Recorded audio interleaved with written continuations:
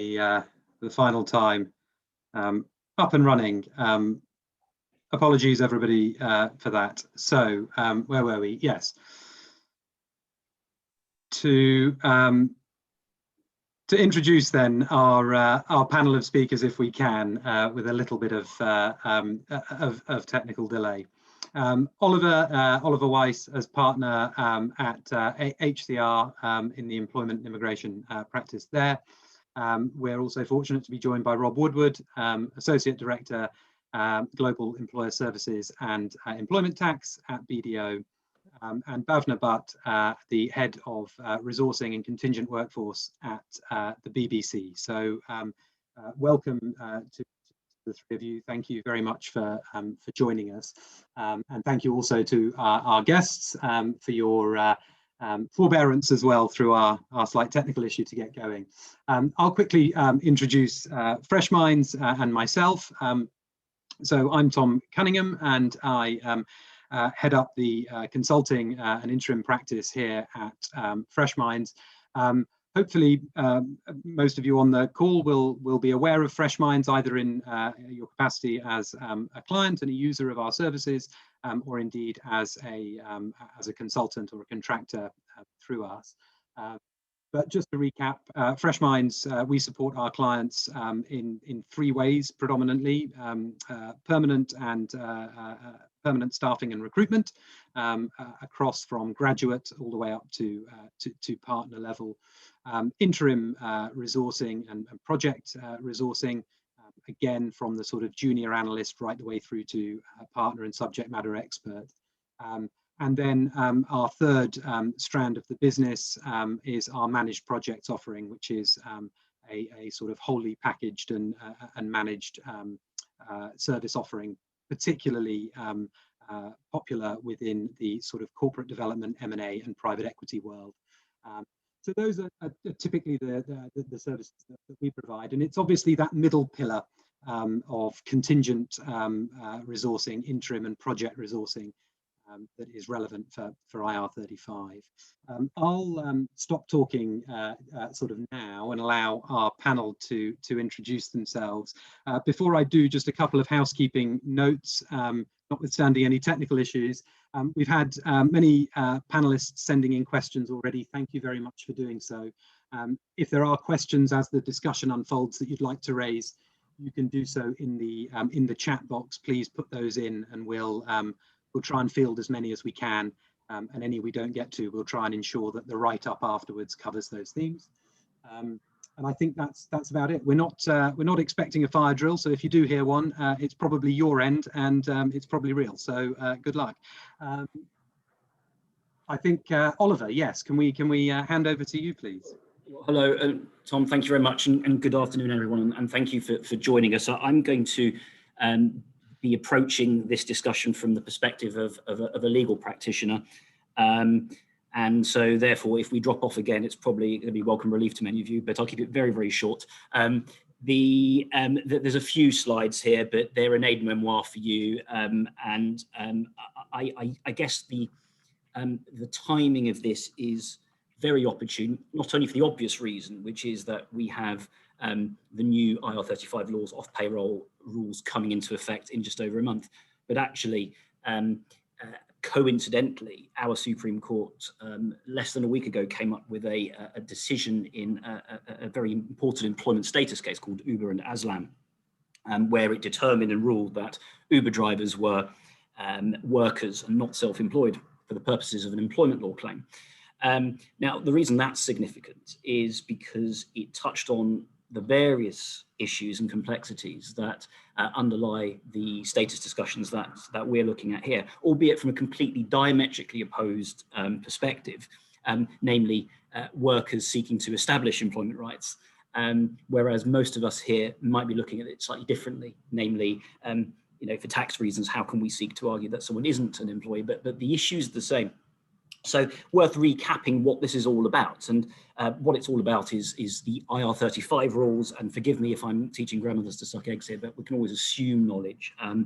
But going back to basics, the IR35 rules state that those who work in a similar way to employees will pay the same tax as employees, even if they operate through personal services companies. And that is the crux of the issue here. So what is changing? IR35 has been around for a long time. You've heard that concept. Well, what's changing is, as of the 6th of April, it's the end client that must determine whether or not someone would have been an employee but for that intermediary company. It is the end client or the fee payer, which could be the staffing company, if there's a staffing company in between, that will effectively be on the hook for PAYE tax if the answer is, well, yes, they would have been an employee. And so what you've got is the risk and the liabilities shifting up the supply chain. So suddenly everyone's paying much more attention than they would have been otherwise. So that can bring with it some potential commercial issues. Of course, one of the key concerns for people is with that shift in the risk and compliance burden, will end clients be reluctant to use contractors and engage with PSCs? And there is some evidence that is happening. So clearly of concern to people that use contractors, but also those of you that are contractors.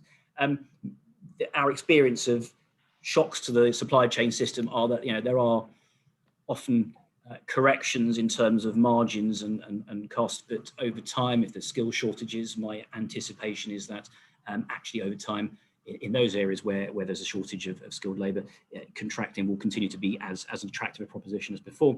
This is an opportunity for client engagement, and my view is that actually genuine contracting arrangements, whatever that means, and that is a loaded question, obviously, will continue to be attractive. So, so not a doomsday scenario by any means, but clearly there's a lot more things to be aware of. And Rob and Bhavin are going to talk about the sort of the more detailed, nuanced points. But I guess if we just go to my sort of the last slide, which is my practical tips, which is sorry, Tom, it's the next one down, and I've skipped around. I apologise. It's if we're looking at practical tips, well, it's all about communication and clarity and ensuring that everyone's clear on the sort of what's being done, how and when. Again, that might sound like it's very obvious, but as our discussion evolves, you'll see how that is going to be a significant challenge for some businesses. And there's one other thing that I would put in on that slide, but I haven't done, and apologies. It's what I call the need to keep under review.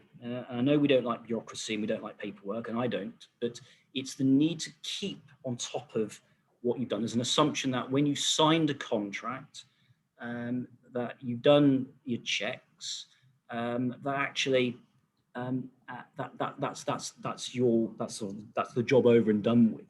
But actually, what we're going to see is that there's going to be a lot of attention paid to ongoing due diligence, ongoing audit. As the sort of my profile picture that Freshminds used on their advert for this webinar, things can change, and I actually had hair in that earlier one, and I don't now. So what you're going to see is that those people, those organisations in the supply chain that really take a serious view of keeping on top of reviewing. That's going to be an important part of the sort of the compliance piece. That's me done. I'm going to hand over to either Rob or Bhavin next, and then we'll have the panel discussion, and we can all sort of look at some of the legal points in more detail. Thank you. Thank you, Oliver. Yeah, and I think Rob, we're coming to you next, please. Thank you, and good afternoon, everyone. I was just sort of take a couple of minutes just to focus on sort of the when building on what Oliver said around sort of the getting ready. So I'm not going to cover the technical points about, but just what do you need to consider. And I appreciate there's going to be different people in the room and virtual room who are coming at this from a different angle, whether you're contractors, whether you're agencies or end users. So I've tried to have something for everyone here, so to speak, but also sort of drawing out sort of our experience of how we're helping businesses, agencies, and also individuals prepare for the changes that are coming up. And I suppose the first bit that we're helping is just understanding who's being engaged with and what's the nature of the engagement, because we're talking about IR35, but of course there are other rules that could be in play IR35 relates to the engagement through a limited company, through a UK limited company. The contractor might have an overseas company or engaged directly. So it's just understanding who's actually being engaged and for what, to know what the rules are, because whilst it might be the case that outside of IR35, it might be caught by a number of rules. I mean, the tax can be a bit of a minefield. So, and they're given a link at the bottom to one of the tools that helps is just understanding who's being engaged with and for what purpose.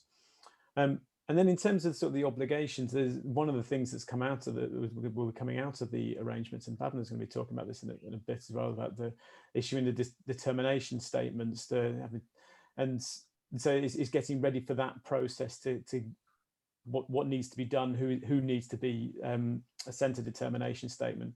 And then of course there's the process of where that goes, who's it been issued to, and again providing tracking tools for that, because it demonstrates good compliance and understanding with HMRC. But of course contractors, they very well have a different opinion to the one that's been given in terms of whether or not they can outside or inside IR35, so it's the appeals process and that number of different angles from that. And then on sort of practical levels in terms of the costing, so where's the responsibility for operating PAYE, and the costs themselves in terms of employers' national insurance, apprenticeship levy. So it's an understanding of that, because there's both a tax obligation side of things in terms of who has to make the payment and where that goes to, but also a commercial side if there's going to be scope to negotiate contracts and different pay rates, etc. And I suppose the final point I'm just going to make on that is that whilst the new rules come in just over 6 weeks' time, contracts are obviously being formed now that will continue beyond April. So whilst the IR35 we effective the payments afterwards, there's going to be contracts now that are going to involve payments afterwards. So obviously it's just bearing in mind that, and especially if contracts are being negotiated or being reconsidered at the moment. So yeah, it's just a sort of practical bits that I just wanted to cover off. And as I said, just a quick plug for the various different tools. There's a couple of video demos on our website, so please feel to have a look. Thank you very much, Rob. And yeah, in terms of in terms of the tools that help track that compliance, I think there's obviously a lot that's been written around the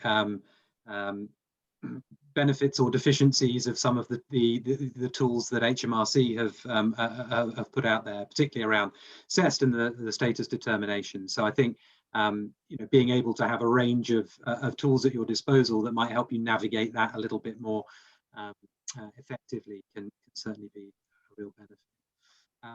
Thank you very much. And then on to Bhavna, please. Thanks very much, Tom, and thank you for inviting me along today. So I'm Bhavna, I'm the head of resourcing at the BBC, and I'm responsible for our contingent workforce, or in other words, our freelancers and contractor population. At the BBC, we've been on this journey since April 2017, when the changes came into play for the public sector bodies. To give you a bit of context, freelancers make up a really large part of our workforce at the BBC, and we've got a real mix of roles that we have in the freelance world. So we've got the production roles, both in front of and behind camera, so directors and presenters. We have technical roles, so developers working on iPlayer, the engineers, and so on. And then we have our corporate roles, interims, contractors, consultants, project managers, and so on. So it's a real varied flavour of the type of role that we could have in this world. And equally, there's a number of different assessment frameworks that we could use. So the broadcast industry has a number of frameworks that HMRC have issued. So whether it's the behind camera guidelines that pick up your production roles, there's actors guidance, there's also the check employment status for tax tool. I can't say that very fast. And each of these tools is relevant to different types of roles.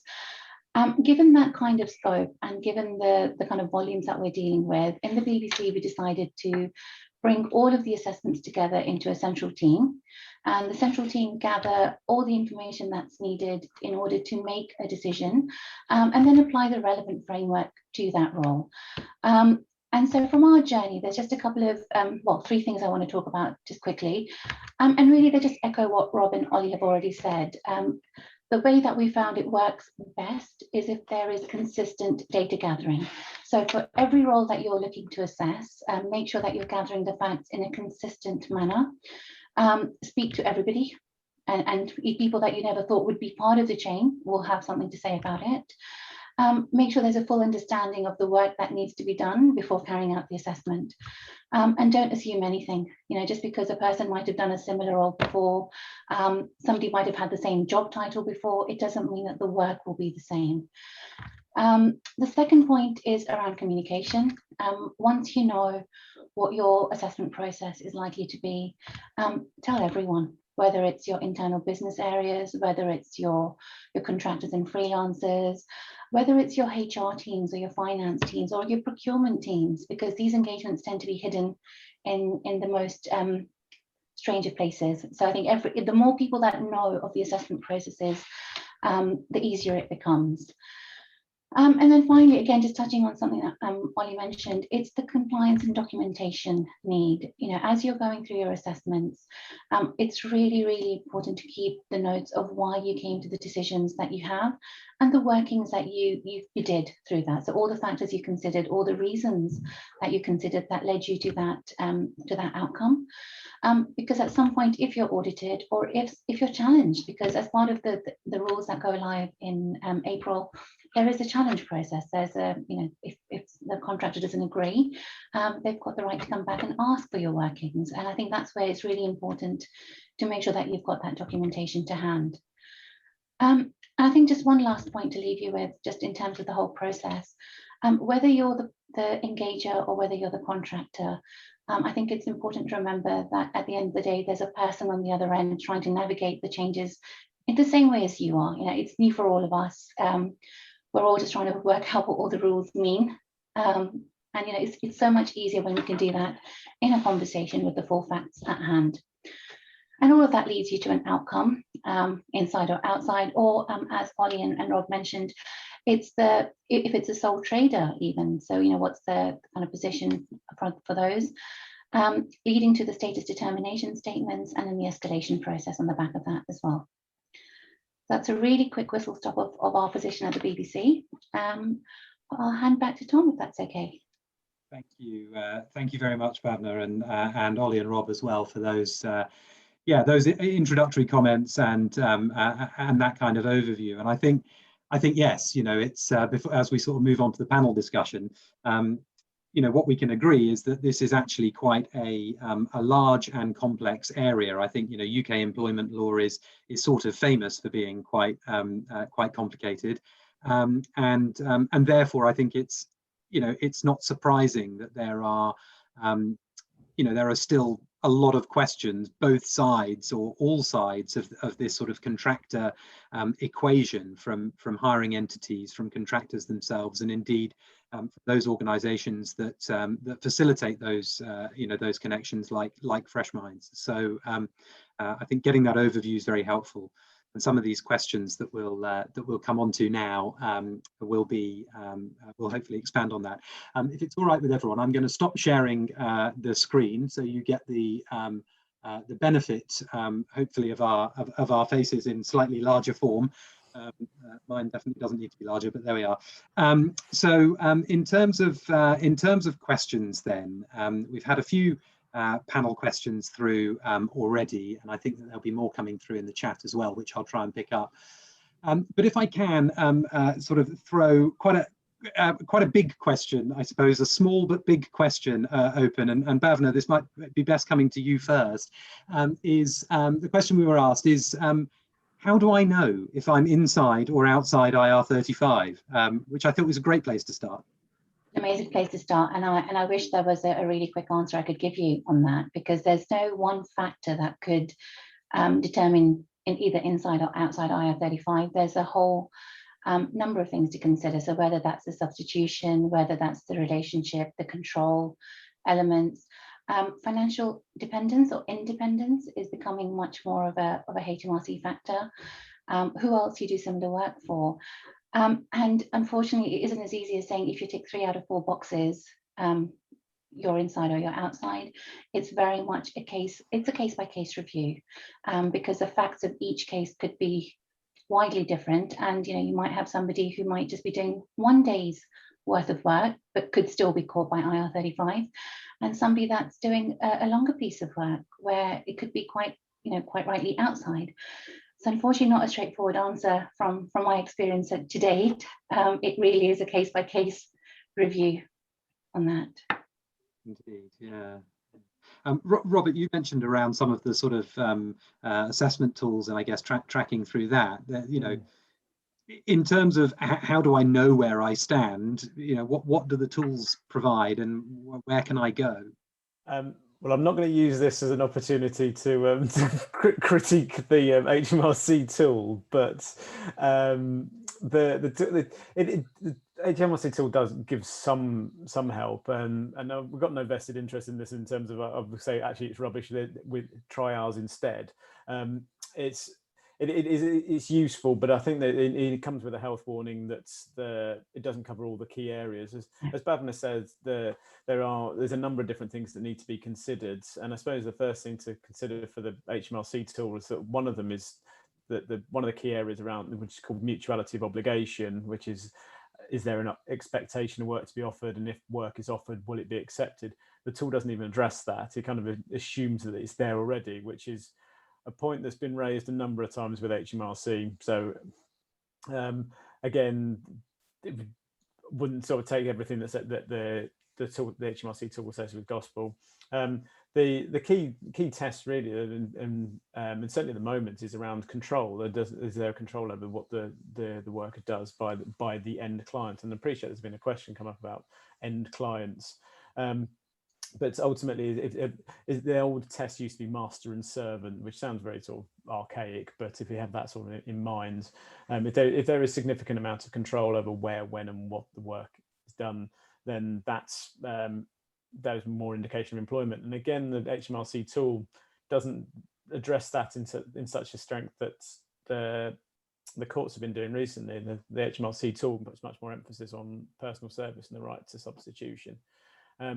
So yes, the tool is there, but I would say there's no substitute for human interaction and human review of this. And the point that Bhavna made earlier, there are people involved in this, and I think ultimately, because it is people making the decision, people involved in the work, ultimately only really that people can make that decision and know the true facts and take it to a logical conclusion. And obviously, as a lawyer, the furthest it would go is the courts, and ultimately it's the courts will be deciding, and again it's humans there. So as a first step, the test is useful, but I wouldn't give too much credence to it, and never use that as the only tool. I can describe. I know people get frustrated because they want to know, want a binary outcome here, because it's a binary outcome in terms of your tax status. And so, you're either inside or outside. You're either paying, you're either one or the other, and yet you ask advisors and or HMRC, and you get really medium amount of responses. And that is the hardest thing about this. I can describe somebody that I think with a very high degree of certainty, not 100%, but with a high degree of certainty, someone that is outside, isn't caught, is independent. And if you want to describe this in layperson's terms without, all the annoying things that lawyers like me come up with, here's, the benchmark, the paradigm of a self-employed person. And I always say white van man. I appreciate that's an outdated concept at best, but the person that, drives around fixing your plumbing, and they never turn up when they say they do, and they certainly do turn up when they want to. You pay them for the job that they do, but they absolutely are, in my view, if you can sort of picture the person that drives their van to fix your plumbing, and even that's not a great example because there's various ways in which that can be done. Then that is the sort of the high watermark, if you like. But let me sort of put it in generic terms. If you're highly skilled, if you're working on a defined short-term project, independently, on days and times that you choose, and you can send a substitute, and you can work for other clients at the same time, then you're very, very, very likely to be an independent contractor. Now, does that happen? Do we live in an ideal world? No. But if you can tick, it's not about ticking boxes, but if you can say without embarrassment, with a degree of certainty that you are all of those things, then I will say to you with a degree of certainty that you are outside our IR35. You're not caught by the new rules and you can relax. The reality, of course, is that between the sort of the high watermark, benchmark, paradigm outside IR35 contractor and the person that makes you think, well, I don't see how on earth you can possibly even consider being outside. You're clearly an employee in everything but name. There is a massive spectrum in between, and that's why you have people say, being very non-committal, especially professional advisors. And I do understand that is frustrating for people. It's very frustrating. But if you're asking me how can I be outside, well, I'll tell you how you can be outside. If you then turn around and say, well, I can't do that, well, then you have to accept the risk that comes with it. And it's the extent to which you deviate away from being that white van driver that chooses when they turn up and what days they work and what jobs they pick. The more you deviate away from that, the more risk you have to accept. And now the point now is, of course, that you have a chance to liaise with your clients and with the staffing companies that you work with to ensure that the description, that what is being done by whom, when, that you can effectively set the parameters. And what you can't do is say one thing and do another. But what you can do is agree, all parties can agree that they will now go into the sort of brave new world, working in a way that respects what the legal tests require. And again, if you are highly skilled, if you work at a defined project, if you work on days of your own choosing, times of your own choosing, you can send a substitute and you can work for other clients, you're very, very close to being as definitely outside of IR35 as you can possibly be. Now, of course, the caveat to that is, what does highly skilled mean? What does the right substitution? What does it all mean? And there's a lot of analysis around that. But that's your starting point, and that's as good as I can do in terms of giving a binary response. Super. Thank you for those. A question that's just actually popped up in the chat that keys into this is the question reads: I see a lot of jobs advertised that state outside of IR35. How can they possibly know that in advance? And I guess this comes down to the fact that I suppose what fundamentally is changing here is HMRC is saying this determination around the status pertains to the role and the work that is being asked to be done, rather than the personal situation of the individual executing the work. Is that right? Who do I go to first on this? Rob, you blinked first. Well, I think the first thing to point out is if something's being advertised as being outside of IR35, I think that's taking what it is. It's an advert. Not all adverts are. You can watch a number of adverts and listen to a number of adverts, and yes, we're all beautiful people just by putting some deodorant on, that sort of stuff. It's a slightly flippant response, but it does all depend on the circumstances, and I think there is. So you can't just say it's outside of IR35 just because it says so. There's going to be the assessment that's going to be undertaken. It's going to have to be the end client is going to make that determination. So, and it will depend on those factors. As Ollie said, there's going to be. You have to look at the things in the round. You have to look at the things: are they highly skilled? Can they send a substitute? All those sort of things. And another point just to raise around that is that the contract might say something, but does that reflect the reality? The contract's a starting point to consider, but there might be things in the contract that, I'm not saying that they may be false, but they might not actually bear out in reality. They'll say, well, actually, there is a right to send a substitute. Okay, that's good. But actually, over a period of time, has that happened? And so is it a case of, well, actually, because you look at that and say, well, actually, they've got the right to, but is it operative?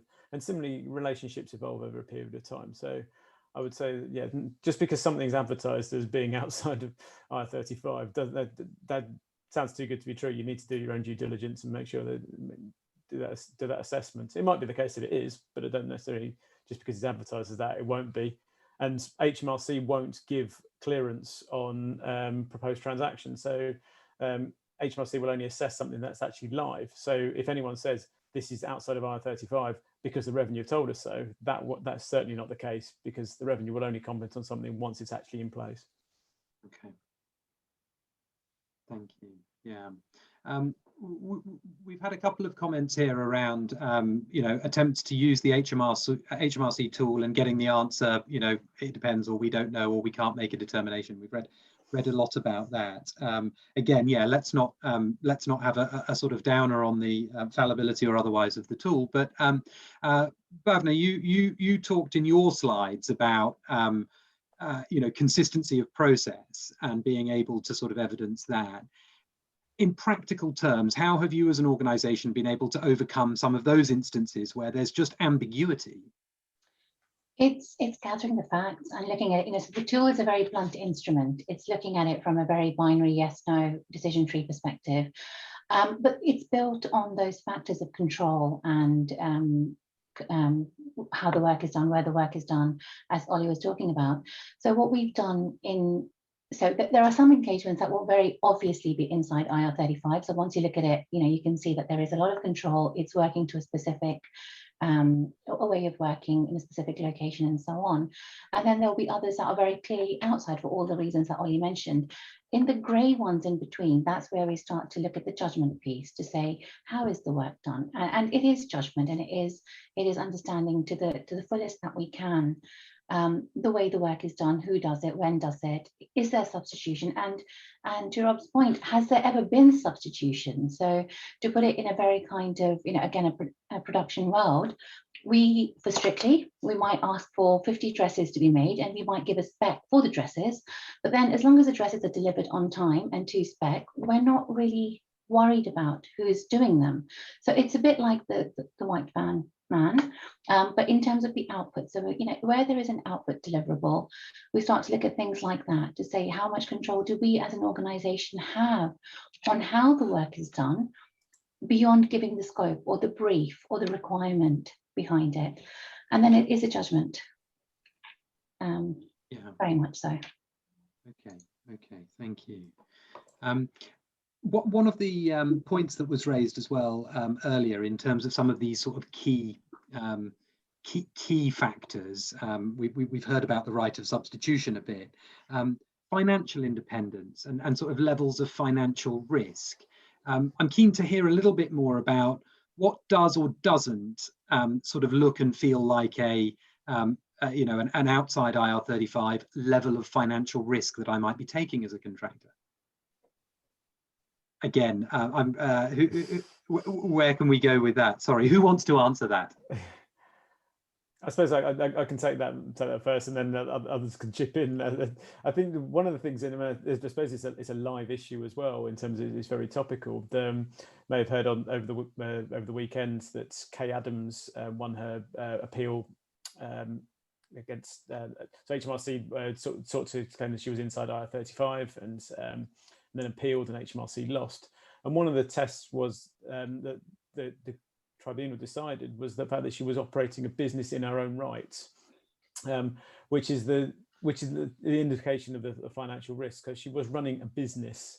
So it wasn't just setting up a company as a wrapper to provide Kay Adams. Actually, she was she had other sources of income. She was working elsewhere. That business was incurring its own costs. And there was a case last year or the year before, then losing track of time, to be honest, especially under lockdown, whereas it was a contractor who'd set up his own office, built an office in the back of his garden, and was running costs of running a business for that. And so again, that helped in determine won his case that he was outside of IR35. So for that financial risk, does it look like a business? Is the business incurring costs? Are there costs that might not be recovered, that couldn't be expensed out? Does that business have overheads? All that sort of stuff. That could you look at that and take a step back and say, actually, this is a business we're engaging with, as opposed to a contractor, and we're just paying a company, and that money is just going to flow through straight to a contractor, because you engage with that business. All you're going to get is that person. Actually know what you're going to get for a genuine outside of IR35 and the business in their own right. You're actually engaging with a business for a service, and comes back to the substitution point, especially if you're paying the business, but the business then subcontracts that work. but also is the business, as I say, bearing costs itself as looking, does it, that whole sort of, does it, if it waddles, it quacks, it's a duck sort of thing. It's does it look like a business? Yeah, I'll jump in there as well, Tom. I've seen some questions pop up. I don't know if you want to come to those after, but I've seen one of them which did flash up on my screen asking about the white van man and the substitute. How can the white van man send a substitute? You've got to look at the client's perspective. I'm the client. I couldn't care less who comes along to fix my plumbing. I just want it done. And I want it done at an agreed price. And I want it done as efficiently as possible. But I couldn't care less if it's you or someone else. And so if you're running your own business, it's just to wrap up what Rob's just said, you're running your own business. The risk that you run is of not getting the business or not being paid for the business. But you're delivering a service and outcome. And so I don't agree with the premise of the question, which is by definition you can't send a substitute. Of course you can. You can send someone else to do the plumbing for you, and you can share the money, or you can pay that individual. Yes, absolutely, you can send a substitute, and the client doesn't care, because the client doesn't want, well, they might do, but in most cases they just want their pipes to be cleaned or whatever to be fixed. So in that sense, and that ties in nicely with the financial risk question. Plumbers are a good example, because there was a case involving plumbers called Pimlico plumbers, who are quite famous. Now, in that case, you can see how somebody can be on business on their own account, running their own business, or they can effectively work, under the sort of the banner or the franchise of an existing business. So if I am a plumber and I do all my work for Pimlico plumbers, they send jobs to me, then the chances are I've got less financial risk. I'm slightly more, I'm more dependent and less likely to be outside of IR35 than if I run my own business called Oliver Weiss Plumbing Limited, and it's just me. Well, I might pay subcontractors occasionally to do work for me. So those are sort of two good examples, a bit like the Uber drivers who, and again, from a completely different context, the Uber said their drivers were self-employed contractors. They didn't have to work for Uber. They can, they can log on to other apps. They can do all sorts of, they can turn down rides. They don't have to take people. And the Supreme Court unpicked that and said, well, actually, that's not really true, is it? Because yes, you say they can be logged onto other apps, but what other apps are there? Let's look at the reality of this. They get all their income from Uber. If it wasn't for the Uber app, they'd have no money. And so, which is a difficult concept in some ways, because you're thinking, well, what else could Uber have done to sort of, distance themselves even more from those drivers? And I'm not sure there's much they could have done, but this is the court saying, we're going to be interventionist, and we're going to look at the degree of subordination, and financial risk is one of those aspects of, the analysing the factual, the supply chain in all its facets, which is why I mentioned highly skilled. Now, what does highly skilled mean? For me, a plumber's highly skilled, because they have a skill that I haven't got, and so they come in. But so don't attach too much on that expression. But I guess the more independent you are, so the more you can say, I'm running my own business, I've got business skills that I can, that I can sell to the market, to various potential clients, and I take the risk of not having clients or not doing a good job or getting a bad reputation, then again, you're much more likely to be sitting in that sort of outside of IR35 area. And it is really difficult. It's really difficult. And I do understand there's a lot of frustration around these sort of headline concepts, because people say, what does that mean for me? What does it actually mean? What do you mean? And then you have to sort of get that individual to talk to you about their circumstances, their clients. But if you're just doing work for one client over many years, well, that's potentially problematic, because that tends to take you away from the notion of you running your own business, because you're actually integrated into someone else's business. And that's where, that's where it becomes problematic. But I do appreciate that in many contracting relationships, you do typically work for a period of time for one end client. And those are the ones that are going to be the ones that cause us a bit, a few more problems, if I'm being honest, in terms of sort of analysing this. Thank you. We're getting some quite a few sort of quite specific questions in. There's one that's just popped up that actually also ties into something that was sent through earlier, which is around.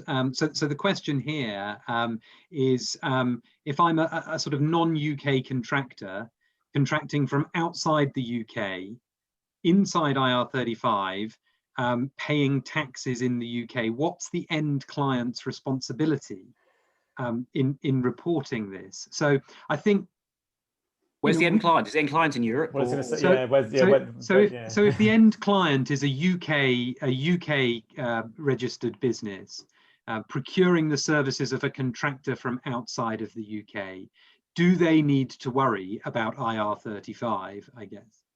Sounds like a Rob question. Thank you. It's one of those questions that I could spend the next hour just talking about the various different permutations. I suppose the important things to consider is who's the end client? Are they a UK business or not? If it's a UK business, then potentially within the scope. If it's a non-UK business with no connection to the UK, then IR35 would not apply, but other rules might apply.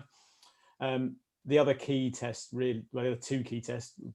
Essentially, where's the work being undertaken? So, if the work is being undertaken outside the UK, then potentially there might be some reporting, but then there's going to be some easements again, depending on where the end client is, but also through what structure, what organisation is the worker being provided. To take it to the most base level, if it's a non-UK individual working outside the UK through a non-UK company for a non-UK organisation, clearly IR35 won't apply. The other extreme, UK contractor working in the UK through a UK limited company for a UK client, IR35 is potentially in scope. There are various different permutations otherwise. If it's a non-UK, if the work's undertaken outside the UK, generally there might need to be things that need to be considered, but as I say, we could spend an hour, and there are a number of various different bits. If someone has a particular question around that based on their particular fact pattern, I can give an initial assessment. But yeah, it does depend on where the end client is, where they're intermediary, and where the work's being undertaken. Thank you. And I think that cuts to a lot of this, that, you know, really the devil is very much in the detail. It is quite complex. And I think one of the frustrations is to try and give fairly sort of all-encompassing answers, when really the answer often is, well, it is going to be on a case-by-case and an individual basis. To that end, and for everybody joining us today, even the questions we're not getting across, I'm certainly taking a note of those, and we'll sort of send around a little bit more in terms of kind of granular information, or at least pointers as to where to access it afterwards. So thank you again for that. In terms of any organisations or any instances in which these new, or in which the newly implemented regulations don't apply, I'm aware of exemptions for small businesses that fall below a certain kind of size in terms of turnover and workforce size. Are there any rules that particularly impact the charity sector? So is the charity sector treated differently? Does anyone know that? So in terms, I don't believe so.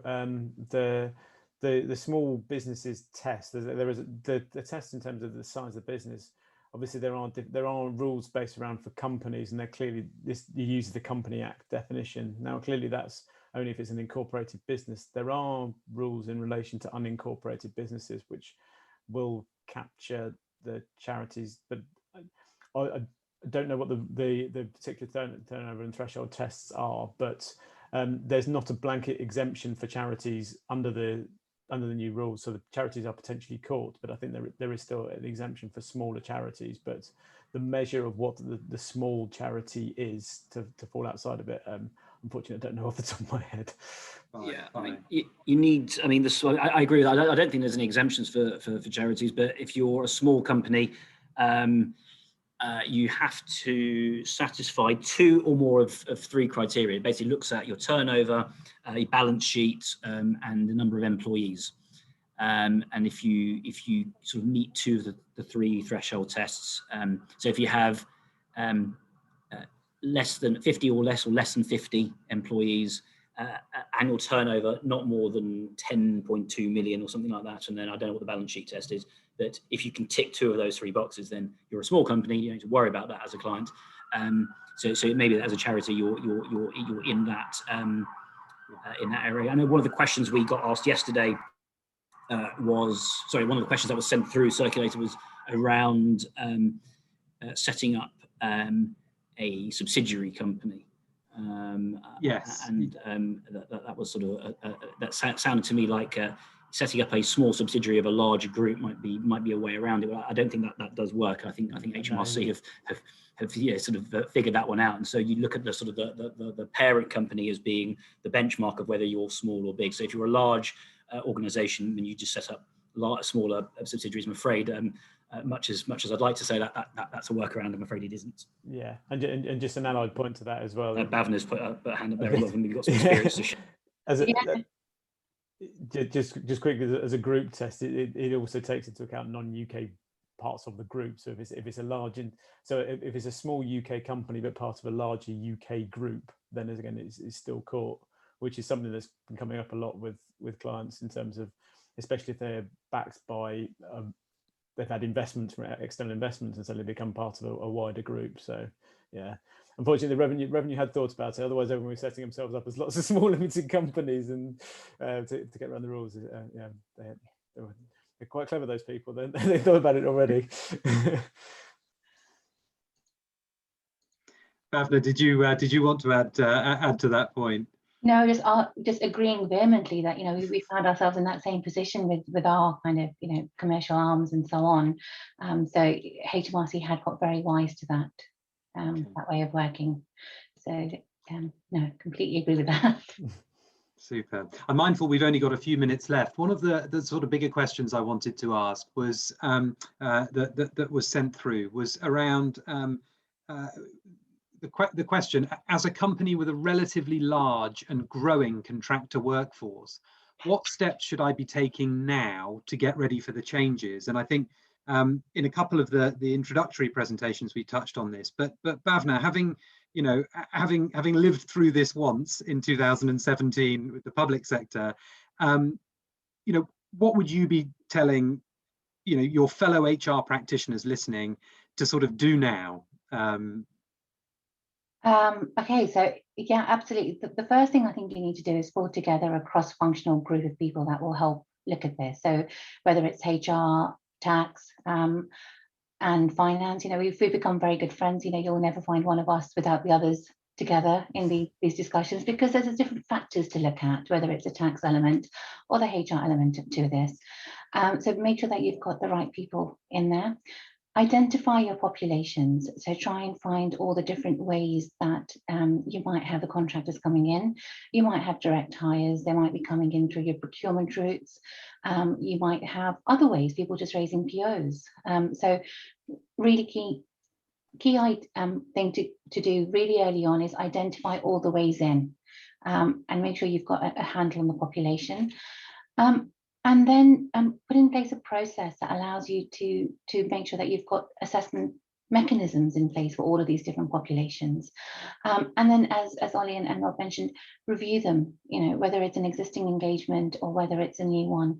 Make sure you've got mechanisms that allow you to quickly review, because the case law around this is changing. There are things happening, as we found out last week, constantly at the moment. So if you know what you've assessed and the factors on which you've assessed those, as some things change, as other cases get won or appealed, you can go back and revisit your decisions. So I think identify your population, have a cross-functional group supporting this, because it reaches everywhere, and make sure you've got the kind of review process going, assessment and review process going. I think those are probably the three key things I'd say. Oh, and talk to everybody. Indeed. Keep talking, communicate lots. Indeed. Oliver, Robert, I don't know if you have any other pointers you'd like to add to that of what to do now if I've got a large and growing contractor workforce. I'd agree wholeheartedly with what Bhavna said. You want to start by reviewing. You need to understand what you've got first before you can start thinking about what to do with what you've got. So understand your supply chain. Who are they? Are they being engaged through, intermediary personal services companies often, or there are other intermediaries as well? If so, then these laws impact on you, and the chances are you probably have to do what's known as a status determination statement. And if you don't do that, then you're already in some difficulty potentially. So what you have to do is maybe sit down with a cold towel on your head, but you're going to have to do that sooner rather than later. And carry out a status analysis, I think, is likely what you're going to be doing in the next few weeks. But even if you don't have, even if you have independent contractors, and one of the questions that I think was asked was, well, I'm just a sole trader. I'm just sort of working for myself. I'm not going through a personal services company. Do I have to worry about any of this? Well, at some level, no, because this is about intermediary companies. But at some level, yes, because the issues around, are you paying the right tax? Are you pretending to be something you're not? They apply across the board. And so you're still, and let's just take a step back and understand really what's going on here. What's going on here is the revenue of this country feel that they have under-collected tax. They feel that people have paid less tax than they should have done. They've had a sort of a knock on the door from presumably the Chancellor of the Exchequer saying, you need to go and get some more money for us, especially now. And don't forget, these laws came in well before we knew anything about the pandemic and the coronavirus. I mean, it wasn't, but those pressures on the revenue to sort of fill the coffers of the country to spend money is now bigger than it ever has been. And so they are not looking they are looking to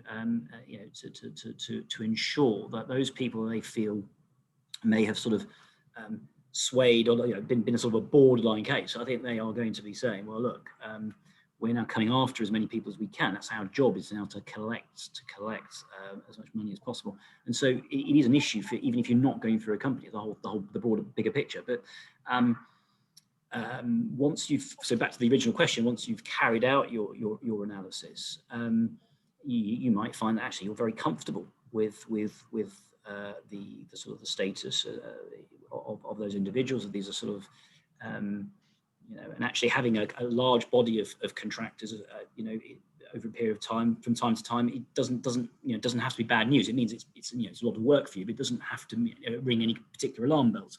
But if you start to look and analyze, use the CES tool, use Rob's tool, which is even better, or speak to your stakeholders internally and the contractors, and if you start to feel that actually what you've got is a sort of a large body of off payroll employees who've just been off the payroll, then you need to be looking at some relatively swift mitigatory steps, because you will be you or agencies in between will be on the hook for that.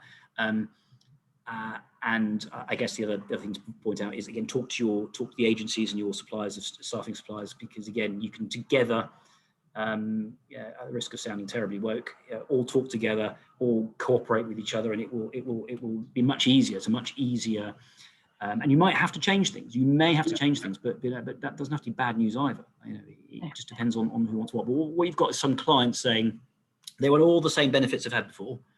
They don't want to worry about anything. They don't want to worry about sort of being on the hook for tax, and they just want the staffing suppliers, the agencies, the consultancies, and the contractors just to sort of just get on with stuff and not to engage. Well, that's going to be problematic. We've all got difficult clients, but you're going to have to engage with each other. You're going to have to sort of this is bureaucracy and red tape and shifting things around, and this is change, and no one likes it. But it's coming, and I think one of the questions has been, is it going to be delayed again? I think as I said, because of the coronavirus, it almost certainly won't be. Yeah. It probably wouldn't have been anyway, but there you go. Yeah. So we're going to have to get to grips with it. Yeah. No, I think we're all in the same camp there. We'll wait until next Wednesday to finally ink that, but I think it's pretty clear. I think we're out of time, and apologies for losing a minute or two at the beginning. thank you so much for taking the time, Bhavna, Oliver, and Robert, for joining us today, and also for everybody who's kind of tuned in and submitted your questions. I will reiterate that, you know, a lot of the questions, I know we haven't been able to get to all of them, and many of them are really quite specific and quite technical. I've made a note. I say made a note. I've cut and pasted all of them, so I will not lose them. And we'll try and make sure that we circulate answers, you know, to the more specific questions on the back of this. You know, Freshminds are very much working around the clock at the moment with our clients and with our contractors to ensure that everybody navigates their way, you know, safely and compliantly through this process. And so we're on hand. I'm on hand personally. Any member of the team. To talk through any of these issues. The next few weeks will be about getting ducks in a row, making sure that determinations are made correctly, ensuring that that inside IR35 and outside IR35 contractors continue to thrive, and that our clients benefit from being able to engage a very powerful contingent workforce. So thank you very much again for joining, and we look forward to sending the summary around soon. Thank you. Thank you. Thank you very much.